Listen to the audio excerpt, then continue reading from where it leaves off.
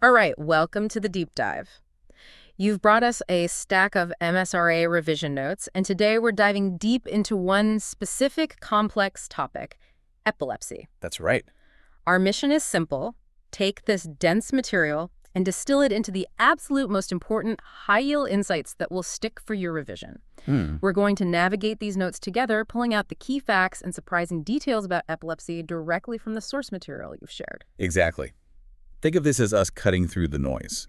We'll move through the core sections of these notes, highlighting what you really need to grasp the topic thoroughly but efficiently. Okay, The goal is to turn information overload into targeted knowledge. perfect. So let's start at the absolute beginning. Based on these notes, how is epilepsy fundamentally defined? What's the core understanding?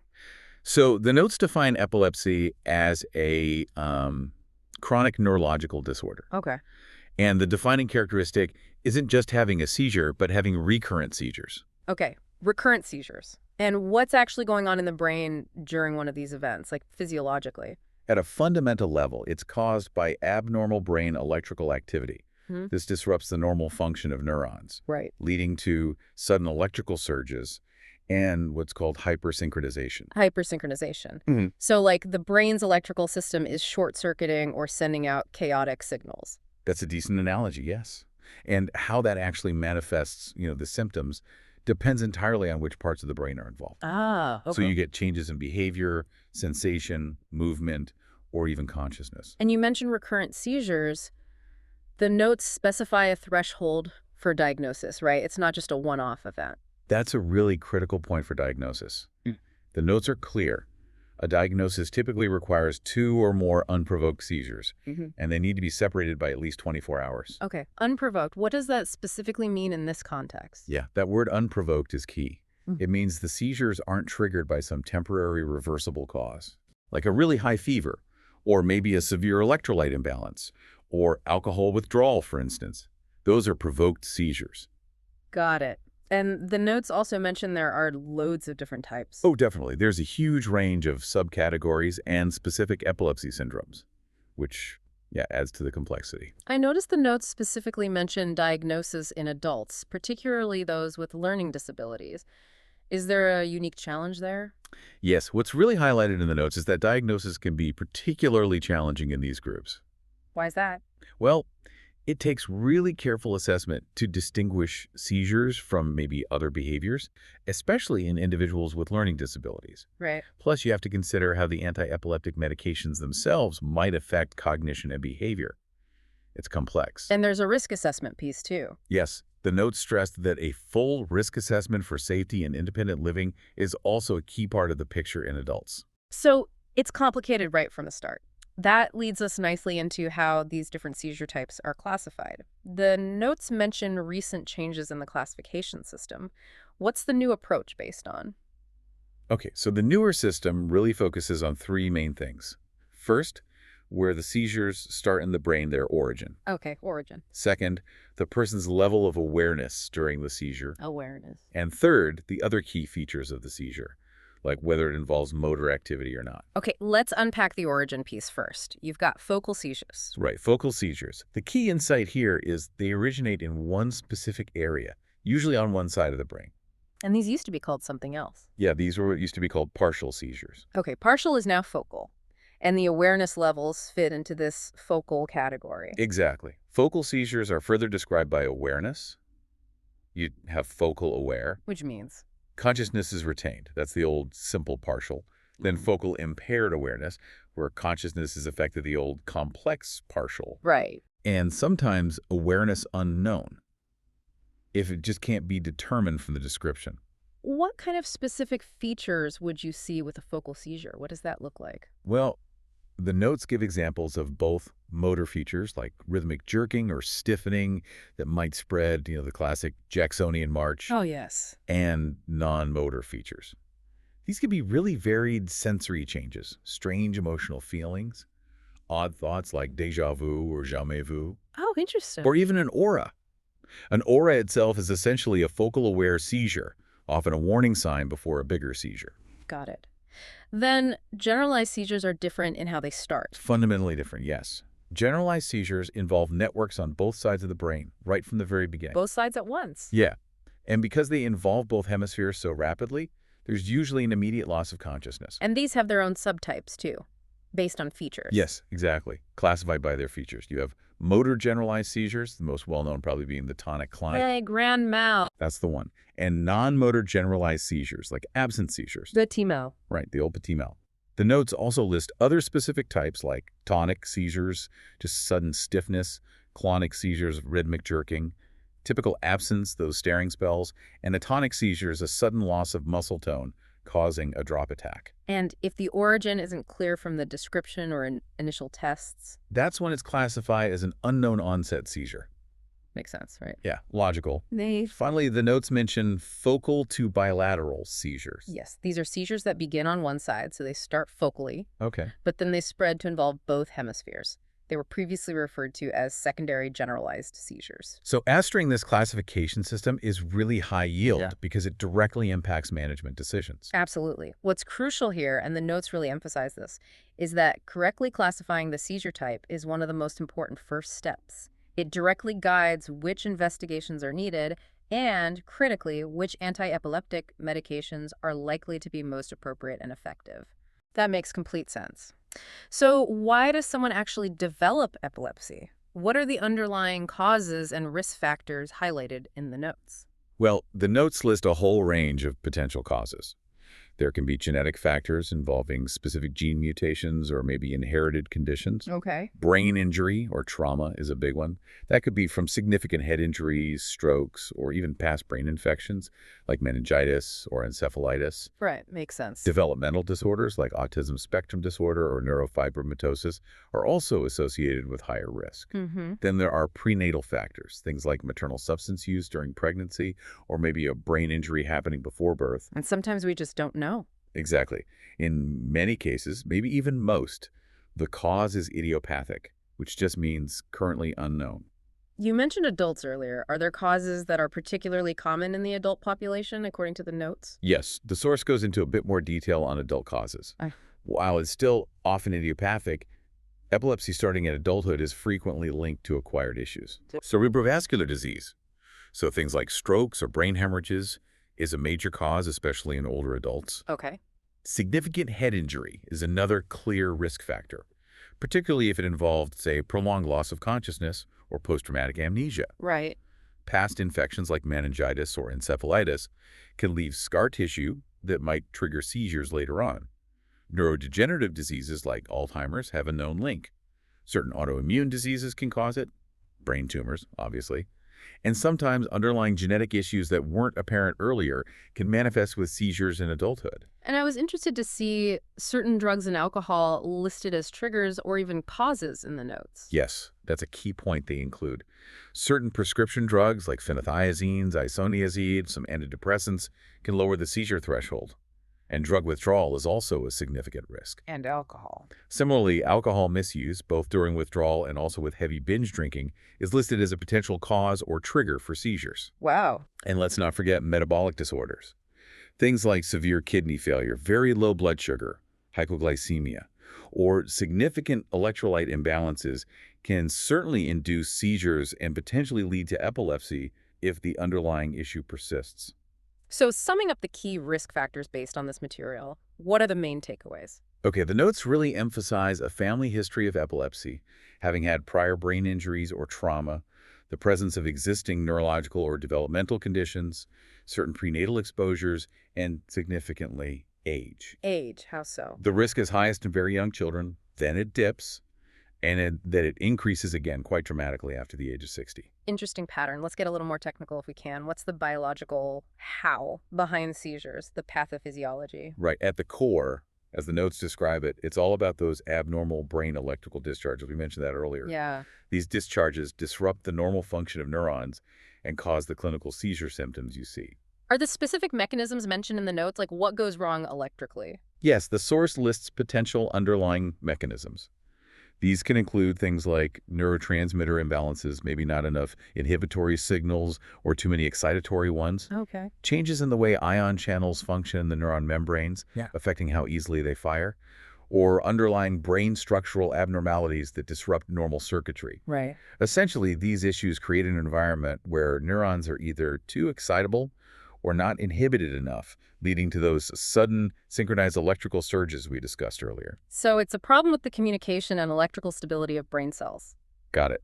Now, a vital point for revision is what else might look like a seizure but isn't, the differential diagnosis.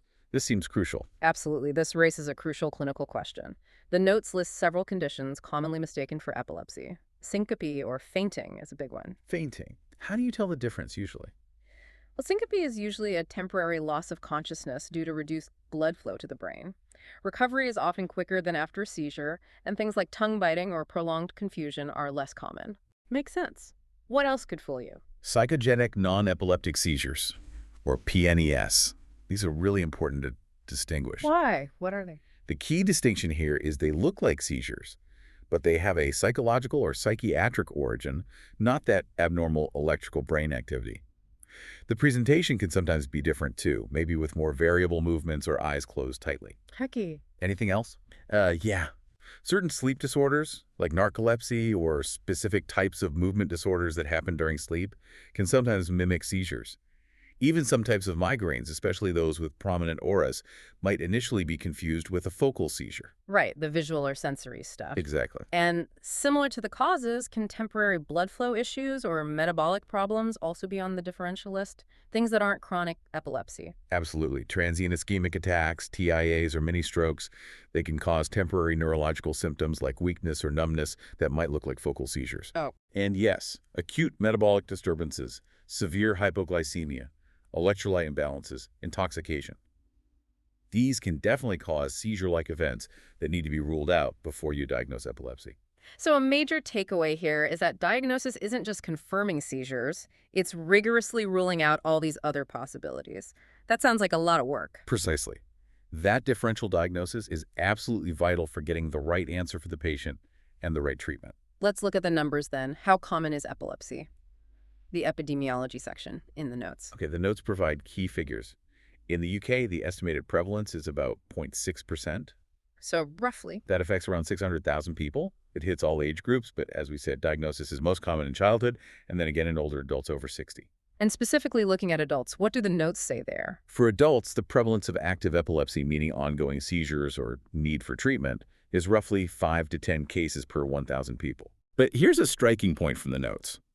They estimate that 5 to 30% of adults initially diagnosed with epilepsy may actually turn out to have been misdiagnosed. Wow, 5 to 30%. That's a huge range, but even the lower end is significant. Probably reflects those differentials we just talked about. I think so, yeah. It highlights the diagnostic challenge. How does that compare globally? Globally, the notes state over 70 million people are affected by epilepsy. The lifetime risk of having a seizure, just one seizure event, is estimated at 8 to 10%. So quite high for a single event. Yeah, but the lifetime risk of developing epilepsy specifically, the chronic condition, is lower, around 3%. Does where you live affect your risk? Yes, the notes mention variation. Incidence, so the rate of new cases, is noted to be higher in low-income countries, Any idea why? often linked to things like higher rates of birth complications, CNS infections, and head trauma. And worldwide, the highest risk for new epilepsy is in infants and, again, those over the age of 50. And back in the UK, do we usually know the cause? Interestingly, the notes mention that in the UK, only about 1/3 of cases have a clearly identifiable cause, like stroke, tumors, or previous head injury. So 2/3 are idiopathic or maybe complex genetic. Pretty much, yes. The majority remain idiopathic or have complex underlying factors. And the link with learning difficulties we touched on earlier, how strong is that connection according to the notes? The notes really emphasize this link strongly. Epilepsy is significantly more common in individuals with learning difficulties. How much more common? They account for about 25% of all epilepsy cases. So 1/4 of all cases occur in this group. Wow. And maybe even more importantly, from a management perspective, people with learning difficulties make up 60% of treatment-resistant cases. 60%. That's a massive proportion. It really is. That statistic alone tells you something about the challenges and complexity in managing epilepsy in this population. Okay, let's shift focus to what you actually see or hear during a seizure, the clinical presentation. What are the common signs and symptoms described? Well, the notes describe a wide range of possible symptoms, which is why getting a good eyewitness account, if possible, is so important for diagnosis. Right. Common features include things like uncontrolled body movements, jerking, stiffening, a temporary loss of consciousness, or maybe just altered awareness, sensory disturbances, seeing, hearing, smelling things that aren't there, confusion or altered emotions, those auras we talked about as a warning sign. And sometimes it can be much more subtle, like just repetitive movements or a brief staring spell. And the notes emphasize relying on these clinical features for diagnosis alongside tests. Absolutely. Diagnosis really starts with the clinical history and the features described. Then that's backed up by investigations and, crucially, ensuring those other conditions on the differential list are excluded. Right. And as we discussed, seizures are then broadly categorized as generalized or focal based on how they present clinically. Are there specific signs eyewitnesses might report that are particularly helpful in pointing towards epilepsy over, say, fainting? Yes. The notes highlight a few key distinctions often reported by eyewitnesses. Things like tongue biting, especially the side of the tongue. Incontinence can happen.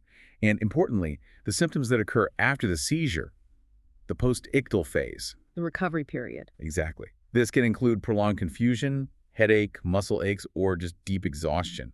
That post-ictal state helps differentiate it from things like syncope, where recovery is often very rapid.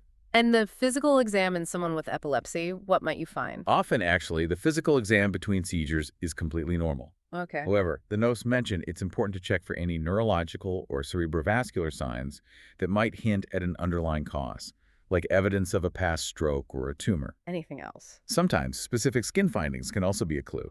Things like cafe au lait spots or ash leaf spots might point towards genetic syndromes like neurofibromatosis or tuberous sclerosis, which are strongly associated with epilepsy.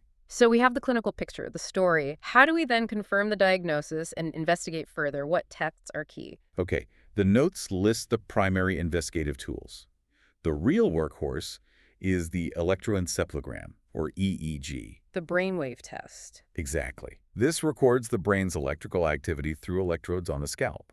We're looking for abnormal patterns, like spikes or sharp waves, that suggest epilepsy or help classify the seizure type.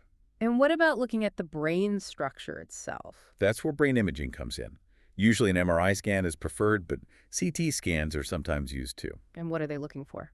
They're used to look for any structural abnormalities or lesions that could be causing the seizures, things like tumors, scars from past injuries or infections, stroke damage, or developmental abnormalities in the brain structure. And basic blood tests. Yep, routine blood tests are usually done as well, mainly to screen for those metabolic causes we discussed, like low blood sugar or electrolyte problems, or sometimes genetic markers. Are there any other investigations mentioned for more complex cases or when the picture isn't clear? Yes. The notes list several others that might be needed depending on the situation. A 12-lead ECG is often done after a first suspected seizure. To rule out the heart. Exactly, to rule out cardiac causes of collapse that could mimic a seizure. Antibody testing might be performed if an autoimmune cause, like autoimmune encephalitis, is suspected. Right. Sleep studies can sometimes help subclassify seizure types that occur during sleep, or rule in or out sleep disorders on the differential list. A neuropsychological assessment can be useful to evaluate cognitive effects, either from the epilepsy itself or from medications. Okay. And genetic testing is becoming increasingly important, especially for epilepsy starting in childhood with an unknown cause, or if there are features suggesting a specific genetic syndrome. The notes even mention that whole genome sequencing might be indicated in some really complex cases now. That's a pretty comprehensive approach to pinning down the diagnosis and cause. Cool. So once diagnosed, how is epilepsy typically managed according to these notes? What are the main strategies? Management is definitely multi-pronged. The cornerstone usually is medical treatment. Primarily, this means using anti-epileptic drugs, or AEDs. And choosing the right one is key. Absolutely. The choice of AED is really tailored to the specific seizure type. That classification we talked about is vital here, and also individual patient factors like age, potential side effects, other medical conditions, and for women, pregnancy considerations. Are there other medical type interventions mentioned, especially for tough-to-treat cases where drugs aren't enough? Yes, the notes definitely mentioned other options, often considered for medication-resistant epilepsy. The ketogenic diet is listed. A high-fat, a low-carb. Exactly. It can be particularly effective for some types of epilepsy, especially in children, though it's quite restrictive. Vagus nerve stimulation, or VNS, is another option. What's that? It's a device, a bit like a pacemaker, that's implanted under the skin in the chest. It sends regular electrical pulses to the vagus nerve in the neck, which can help reduce seizure frequency over time. Interesting. And surgery. Yes, epilepsy surgery is an option, but only if the seizures start in a very specific localized area of the brain that can be safely removed or disconnected without causing major problems. And can people ever come off medication? The notes do touch on that. Gradual medication withdrawal might be considered, but only under specialist supervision if someone has been completely seizure-free for a significant period, usually several years. What about non-pharmacological therapies? Does anything else help? Well, psychological interventions, like cognitive behavioral therapy, CBT, are mentioned as being useful, not necessarily for stopping seizures directly, but for helping patients cope with the psychosocial aspects, like anxiety or depression, that often come with living with epilepsy. And alternative therapies. The notes state that the evidence for complementary therapies in actually reducing seizure frequency is pretty inconsistent. Okay. Now, status epilepticus, you mentioned that's an emergency. How is that managed according to the notes? Yes, it's highlighted as a critical medical emergency, a seizure lasting too long, or repeated seizures without recovery in between. What's the approach? Management involves the standard ABCDE approach: airway, breathing, circulation, disability, exposure. Then rapid administration of emergency medications to stop the seizure, typically benzodiazepines like lorazepam or diazepam. And if that doesn't work? Then treatment escalates quickly to second line, then third line specialist anti-epileptic drugs, often needing intensive care support. Time is critical. And the notes mention the very serious, though rare, risk of SUEP, sudden unexplained death in epilepsy. Yes, UAT. It's a tragic, thankfully rare complication.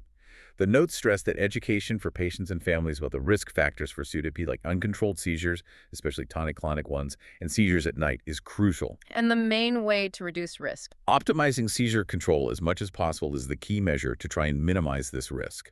Beyond medication, what lifestyle advice is important for people with epilepsy, according to the notes? Lifestyle modifications are really crucial, both for potentially reducing seizure triggers and improving safety. Identifying and managing known personal triggers is key. Common ones mentioned include stress, significant sleep deprivation, excessive alcohol intake, or recreational drug use. Right. Advice on safe activities is also important. Particular caution is needed around water swimming, bathing, or working at heights, where a sudden seizure could be life-threatening.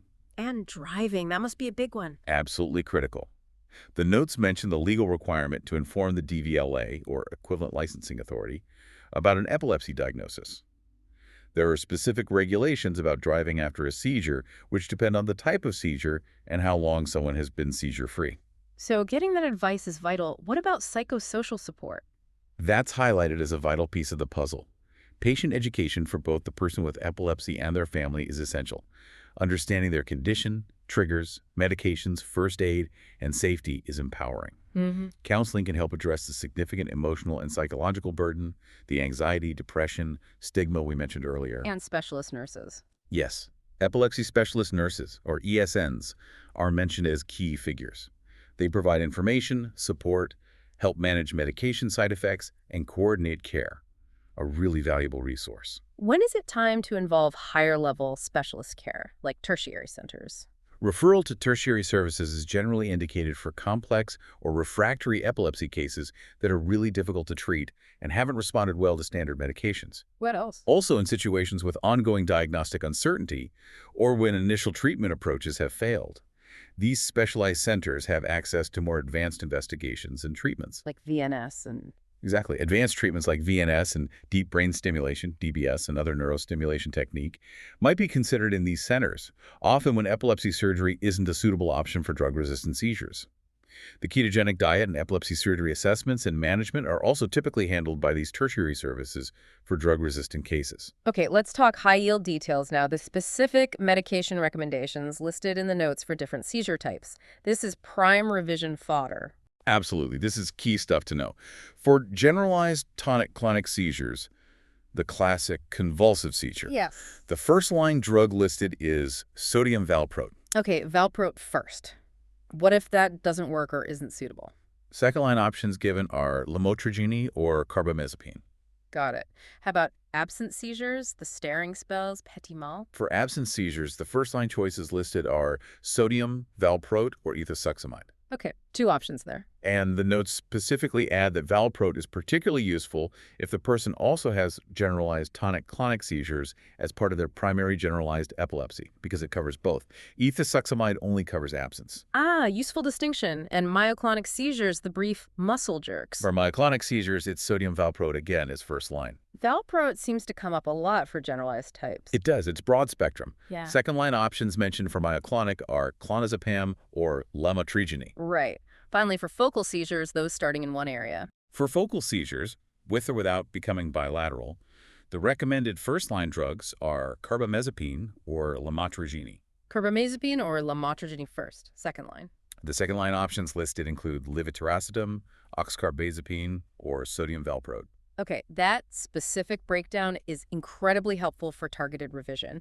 Definitely a list to commit to memory or at least be very familiar with. Absolutely. Knowing those go-to drugs for each major seizure type is definitely high yield for exams and clinical practice. So we've covered everything from the definition and classification through causes, mechanisms, how it presents, how we investigate, and the range of management options, including those key meds.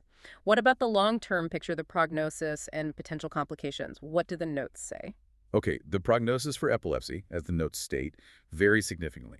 It really depends on the specific epilepsy type, how well it responds to treatment, and other individual factors. Is there good news? Yes, the good news is that about 70% of people can achieve remission. Which means? Remission is typically defined as being seizure-free for 5 years, often off medication as well. So a good outcome is possible for many. But that still leaves a significant portion who continue to have seizures despite treatment. Yes, unfortunately, around 30% may continue to experience seizures despite trying various treatments. These are often the more complex or treatment-resistant cases. Are there factors that predict who might do better or worse? Yes, the notes list some predictors.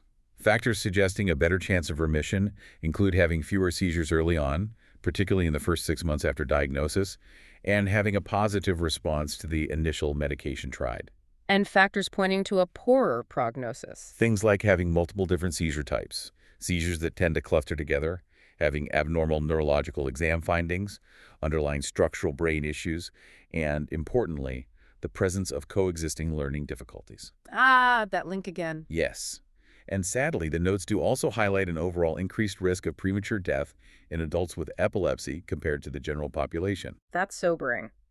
What are the major complications listed in the notes, beyond the seizures themselves? The complications really go far beyond just the seizure events. The notes list significant social stigma and occupational challenges, difficulties with employment or education. There are also substantial psychosocial issues. High rates of anxiety and depression are very common. And sadly, an increased suicide risk is also mentioned. Right. What about in children? In children, particularly with early onset or severe frequent seizures, there can be associated developmental problems or delays. And side effects from the medications themselves? Yes, anti-epileptic drug, AED side effects, are a major consideration and a frequent complication. These can range from mild drowsiness or dizziness to more severe cognitive effects or mood changes. And a really critical one for women. Absolutely critical, highlighted in the notes, is the risk of fetal malformations associated with certain AEDs, particularly sodium valproate, if taken during pregnancy. This requires very careful counseling and management for women of childbearing potential. So preconception counseling is vital. Essential. Other complications listed include accidents and injuries that can occur during seizures, falls, burns, drowning risk, and potential bone health issues like increased risk of fractures or osteoporosis, possibly linked to some AEDs, or reduced mobility sunlight exposure. And that increased mortality risk, what contributes to that? The notes mention several factors contributing to the increased mortality risk. SUD, which we discussed, accidents occurring during seizures, complications of status epilepticus, and suicide. Wow. So it's really a condition with implications that span neurological function, social well-being, mental health, safety, and even skeletal health. It's so much more than just the seizure event itself. It really underscores the need for comprehensive, holistic care that addresses all these facets, not just focusing solely on seizure frequency reduction. And that brings us towards the end of our deep dive into these MSRA revision notes on epilepsy. We've distilled the core information. Definition, classification, Causes, mechanism, how it presents, how it's investigated, the management strategies, including those key medications. and finally, the prognosis and potential complications, all drawn directly from the material you provided. Mm. Our aim, as always, was to make these complex notes digestible and genuinely high yield for your revision. Yeah, and I think what's particularly striking from these notes, just reflecting on them, is that reminder that despite all we know, a large portion of epilepsy cases, particularly here in the UK, still have no clear, identifiable cause. Yeah. That idiopathic group is large. True. And the significant psychosocial burden, the impact on daily life, and those mortality risks like SUT, it just really emphasizes that this is a condition requiring vigilance, ongoing support, and care that goes far beyond just prescribing a pill. That fact about the unknown causes really sticks with you, doesn't it? It makes you wonder what mysteries about the brain's intricate workings we still have left to uncover. Definitely something to ponder as you consolidate all this information. Absolutely. Now, if you found this deep dive helpful in turning dense notes into clearer insights, and maybe you're looking for more ways to make your MSRA revision stick, And you want to explore additional material, perhaps based on similar revision note formats or practice questions. then you absolutely need to check out pathomsra.com. They've got a wealth of targeted resources, and for even more valuable free materials to aid your studies. Don't forget to take a look at freemsra.com as well. Both excellent places to continue your preparation. Thank you for sharing this material with us for this deep dive. Yes, thank you for joining us. Keep learning, keep exploring those revision notes, and we'll catch you on the next deep dive.